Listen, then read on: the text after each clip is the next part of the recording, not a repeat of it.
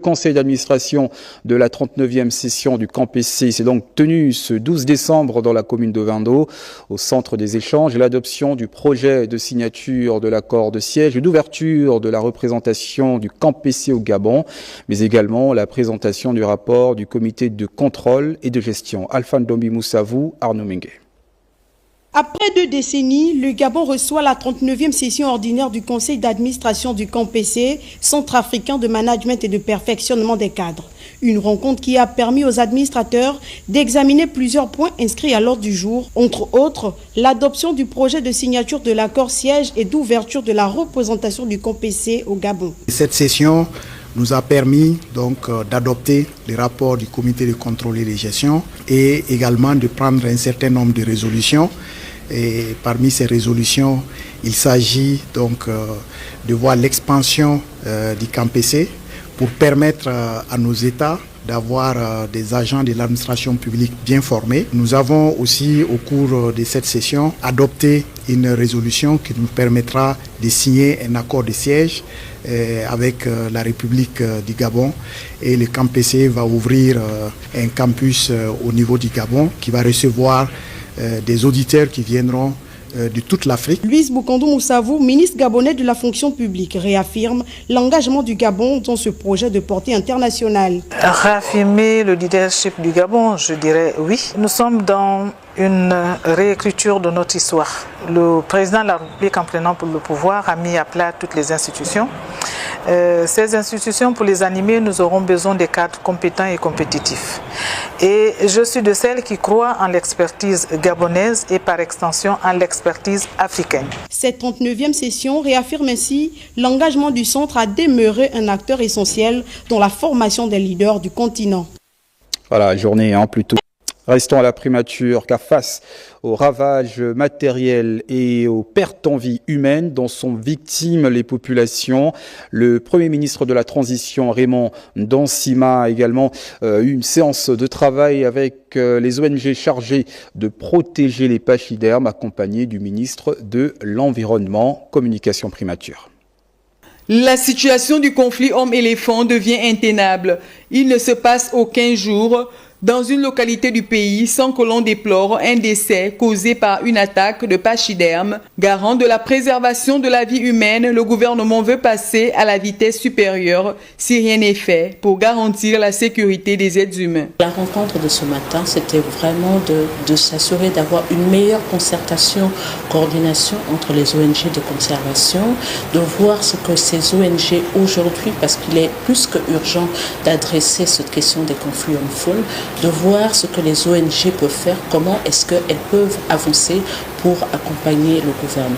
En convoquant cette réunion avec les organisations non gouvernementales de protection des éléphants et autres espèces menacées, le Premier ministre a tenu à rappeler les efforts du gouvernement dans ce domaine. Mais face à l'urgence, Raymond Dansima a invité les uns et les autres à lui présenter un plan d'action. C'est un problème qui doit être adressé en tenant compte de l'ensemble de la complexité, mais en ayant des actions qui vont s'inscrire dans le court, moyen et long terme. Et ça fait partie d'ailleurs de ce que nous allons pouvoir proposer au gouvernement, puisque ces grands axes se retrouvent déjà dans la stratégie gouvernementale. Mais nous serons beaucoup plus au niveau de la mise en œuvre et de la mobilisation des ressources pour que cette stratégie, en fait, les actions qui ont été identifiées, puissent être mises en œuvre. Estimée à 95 000, la population d'éléphants ne cesse d'accroître au Gabon. Et puis du côté de la vice-primature, on parle de cette rencontre entre Alexandre Barrot-Chambrier et son homologue de la République tchèque. Les deux personnalités ont abordé les questions de coopération bilatérale. On regarde. Chaleureuse poignée de main entre les deux vice-premiers ministres des gouvernements gabonais et tchèques pour un tête-à-tête restreint aux collaborateurs les plus proches avant d'entamer une séance de travail plus élargie autour des domaines de coopération entre les deux pays. Nous avons eu des discussions réussies avec le vice-premier ministre.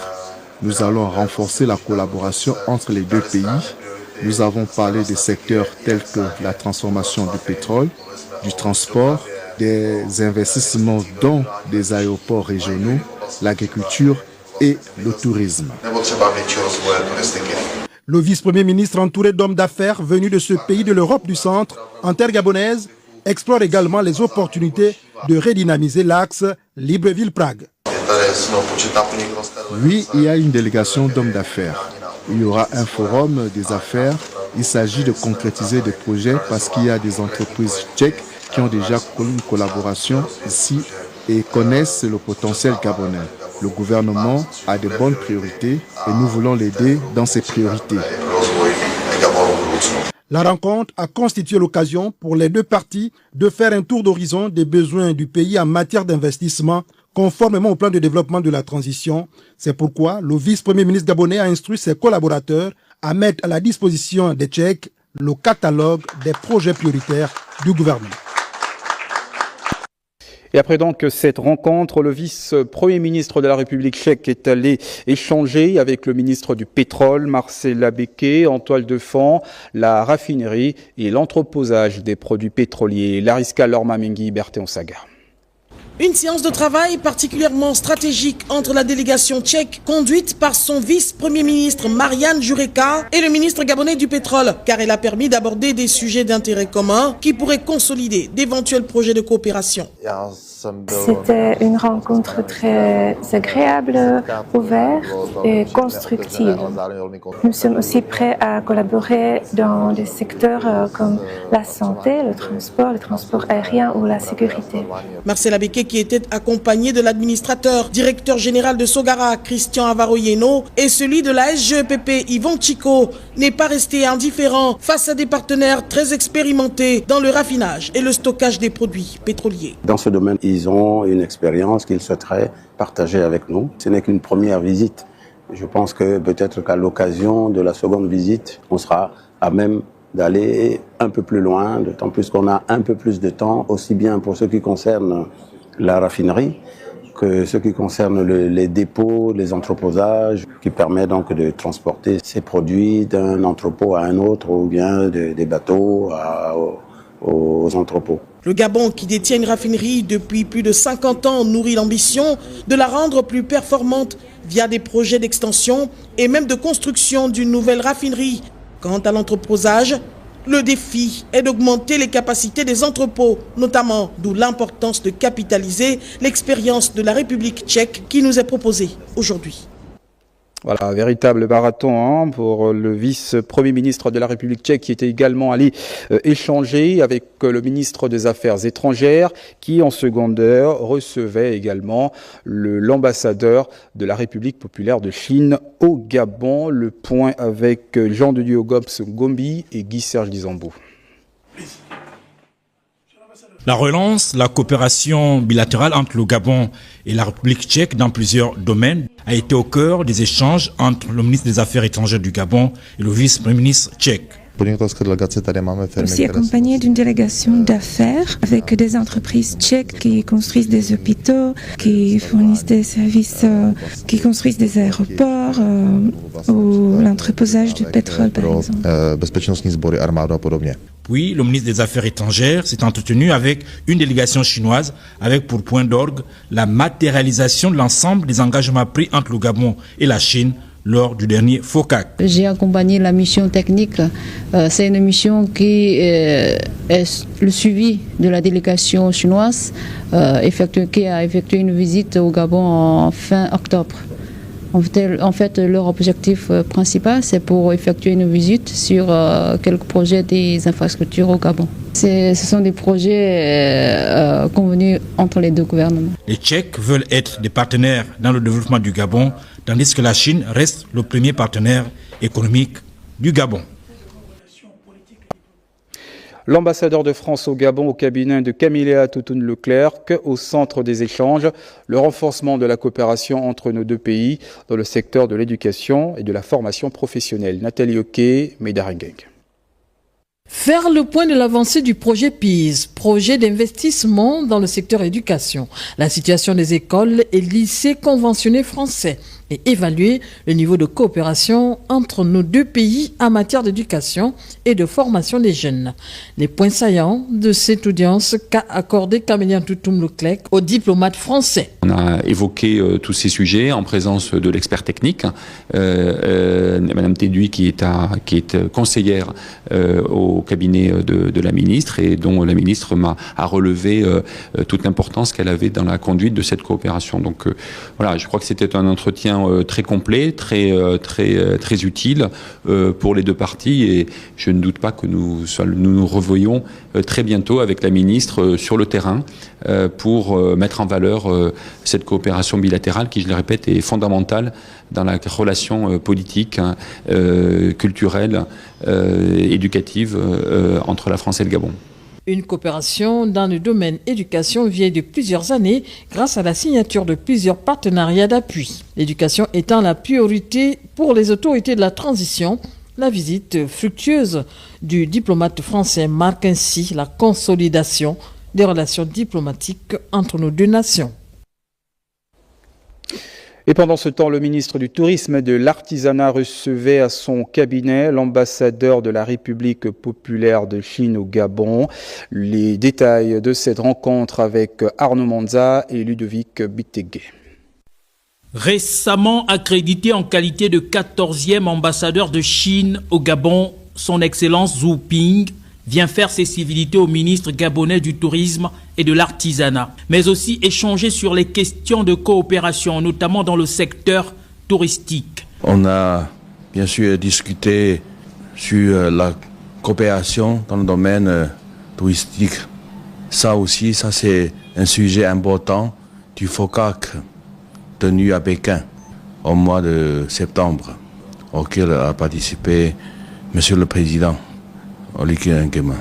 Si les autorités de la transition via le ministère du Tourisme veulent promouvoir la destination Gabon, la Chine entend l'accompagner dans le développement de ce secteur très porteur sur le plan économique. Le tourisme constitue un début pour connaître un pays. Donc moi, je souhaite que le tourisme du Gabon devienne un promoteur et aussi un secteur clé de l'économie gabonaise. Pour Pascal Ogoé-Siphon, cela concourt aux objectifs du plan national de développement de la transition 2024-2026 quant à développer une offre touristique nationale de qualité. À la Chambre haute du Parlement, le ministre de la Santé auditionné ce matin par les membres de la Commission des Affaires culturelles et de la Santé sur le projet portant création, attribution, organisation et fonctionnement du Centre national de transfusion sanguine. Presse Sénat. Quelle politique en matière de transfusion sanguine? Quid de l'accessibilité et de la disponibilité des produits sanguins en milieu hospitalier? Autant de questions qui pourraient trouver réponse dans le projet de loi portant création, attribution, organisation et fonctionnement du Centre national de transfusion sanguine. Face aux sénateurs membres de la Commission des Affaires culturelles, le ministre de la Santé a présenté l'objet de ce texte. Fondamentalement, une structure de ce type doit avoir un fondement juridique. Ce fondement juridique n'a jamais existé. La structure avait été créée comme ça et fonctionnait sans être encadrée juridiquement. Donc là, nous venons non seulement corriger ce manquement, et donc nous pensions que nous ne pouvons pas continuer à nous déployer comme ça sans qu'il y ait un fondement juridique. En somme, il s'agit donc d'un établissement public dont le membre du gouvernement décline ici les spécificités. Nous voulons que ça parte d'un service public à un établissement public, c'est-à-dire une entité morale avec une existence légale qui devra donc assurer un certain nombre de missions. Et donc ces missions, c'est de disponibiliser au pays et aux citoyens gabonais du sang sécurisé, mais qui soit aussi bien accessible sur l'ensemble du territoire. Axe majeur du programme de développement sanitaire, la politique de transfusion sanguine a suscité les questionnements des sénateurs, notamment quant à la rareté de ce produit vital en milieu hospitalier. Toute chose pour laquelle le ministre a été fortement interpellé. Carrefour de l'investissement. Durant 3 jours, Libreville abrite déjà depuis ce matin la 7e conférence annuelle du réseau international des agences francophones de promotion des investissements, initiative soutenue par l'ANPI Gabon et l'OIF. Wivina Bessolo et Varis Ndoutoum. Investisseurs dans les banques, le numérique, l'agriculture, l'hôtellerie et bien d'autres domaines, tous venus d'horizons divers, se sont donné rendez-vous au Gabon.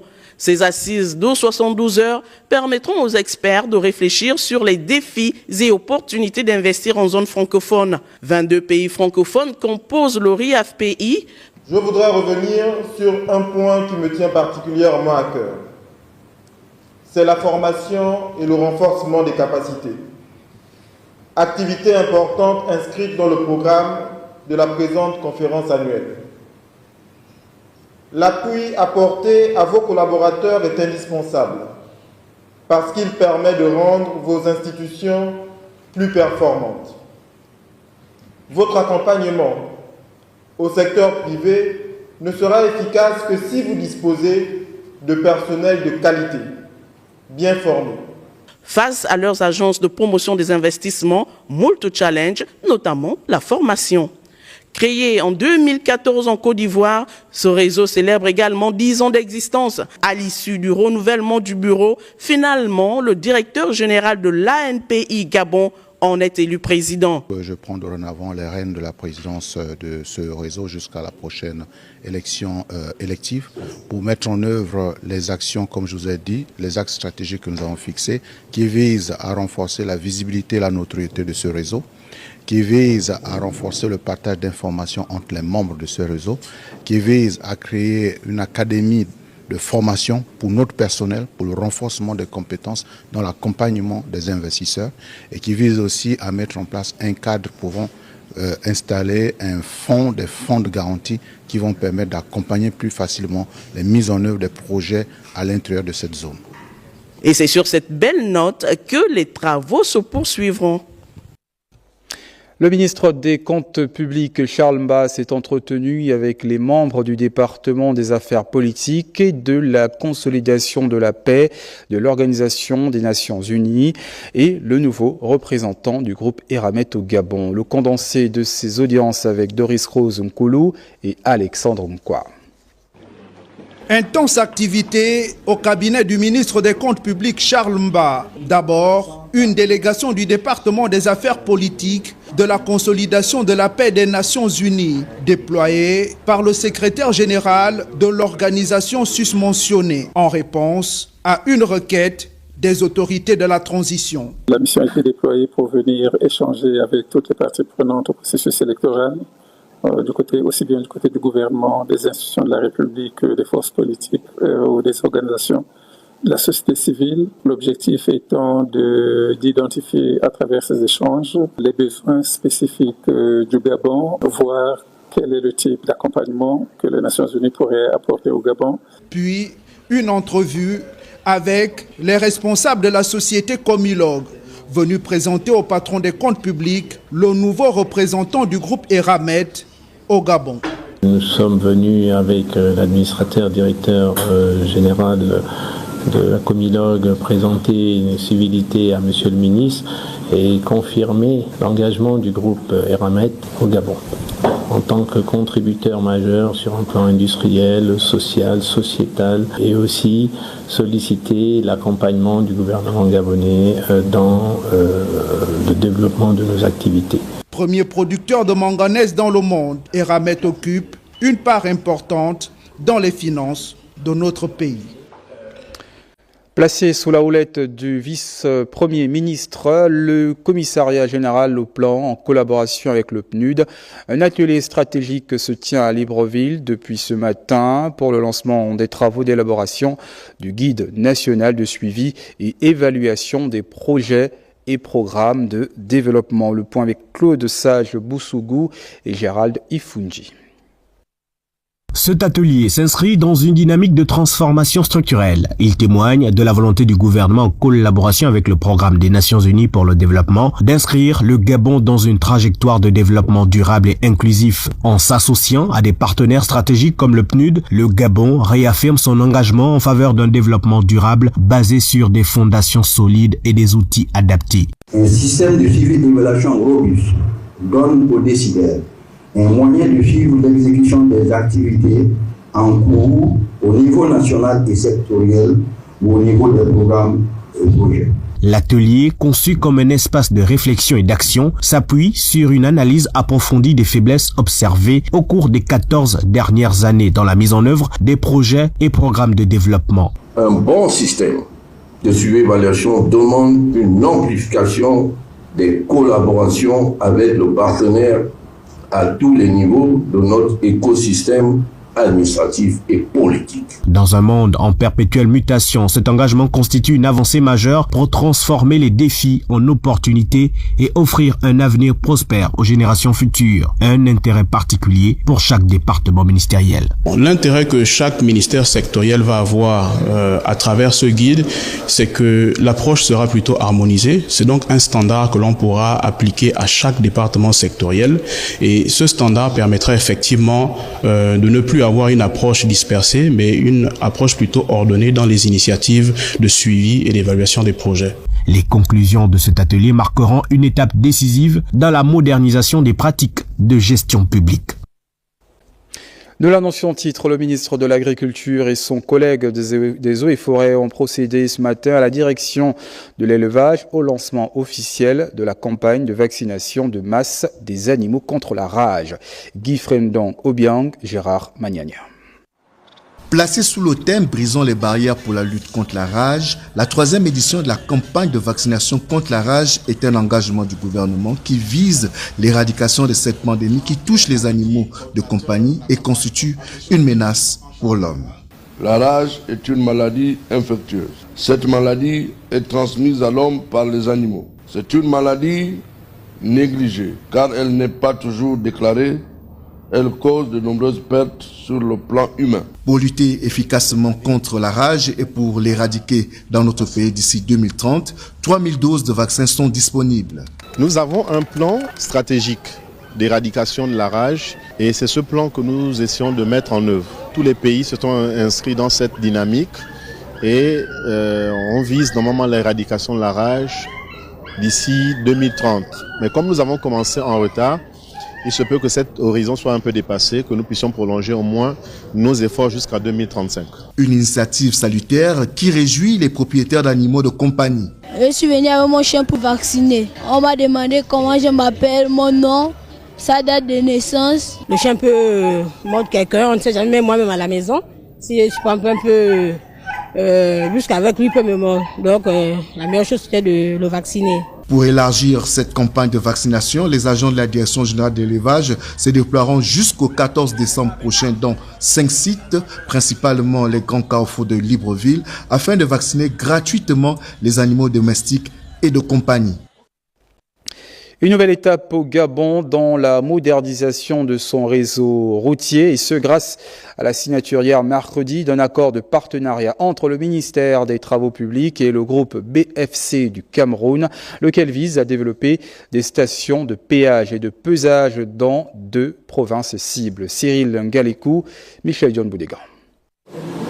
Convaincu que le bien-être des populations passe par la mise en œuvre des projets structurants à fort impact socio-économique, le ministre des Travaux publics, le général de division Flavien Zenguin-Zundu, sous l'impulsion du président Brice Clotaire Oligui-Nguema, multiplie les partenariats de type public-privé pour moderniser le secteur des infrastructures routières au Gabon. Dans les zones particulières mises à notre disposition au travers de cette convention, il sera donc prioritaire d'apporter un impact considérable pour les populations environnantes, notamment la création de multiples emplois.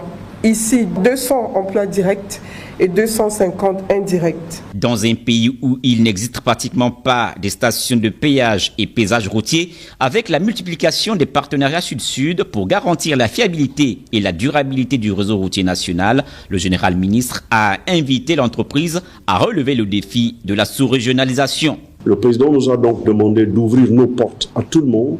Et devant les portes du Gabon, il y a plus de partenaires africains. Et bien, votre entreprise sera la pionnière en ce qui concerne les stations de péage. Alors, c'est un défi, mais je sais compter sur vous. Faites très attention, il y a certainement d'autres partenaires qui louchent d'autres axes. Il ne faudra pas que ces partenaires vous rattrapent. L'entreprise compte investir près de 5 milliards de francs CFA au Gabon pour une concession sur 25 ans. Après 48 heures de travaux, les assises nationales sur l'exploitation des véhicules de catégorie poids lourd ont officiellement pris fin ici à Libreville. Organisée par le ministère des Transports, cette toute première rencontre du genre a abouti à une batterie de recommandations. Que retenir? Rodolphe Mukambi-Boma et Prestine Goua-Eman nous en font l'écho. C'est l'épilogue d'une rencontre qui a réuni l'ensemble des acteurs du secteur des transports autour d'un sujet devenu préoccupant, tant l'exploitation des véhicules de la catégorie poids lourd suscite de vives inquiétudes quant à leur circulation. Améliorer la gouvernance dans le secteur transport. Réappropriation par le ministère des Transports de ses missions régaliennes. Retrait des prestations de services publics d'inspection de conformité réglementaire automobile effectuées par les communes. Instauration d'un carnet d'entretien et de maintenance des véhicules à moteur dans les ateliers de réparation. Instauration des procédures d'étalonnage des ponts bascules sur l'étendue du territoire national. Instauration des normes de contrôle technique poids lourd. Ce sont les premières assises du genre en République gabonaise. Pour les autorités, point de répit sur ce qui apparaît comme une urgence. Ensemble, nous avons posé des bases d'une réforme nécessaire pour moderniser l'exploitation des véhicules poids lourds au Gabon. Ces réformes ne sont pas seulement une nécessité économique, mais aussi un impératif social pour garantir la sécurité de tous les usagers de la route. Il faut attendre encore quelques semaines, voire des mois avant la matérialisation de ces propositions en acte législatif pour la réappropriation de ce secteur important pour le développement socio-économique du Gabon. Le palais de justice de Libreville abrite également depuis ce matin un séminaire de formation des magistrats sous le thème « Les questions pratiques de la procédure civile ». Les détails avec Evra Mbani Pitake. C'est environ une soixantaine de personnes qui prennent part à ce séminaire. Celui-ci concerne les magistrats, greffiers et huissiers de justice.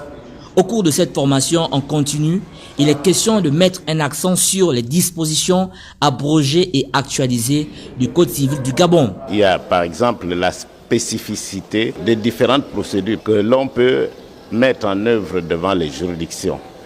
Et chaque procédure a ses particularités.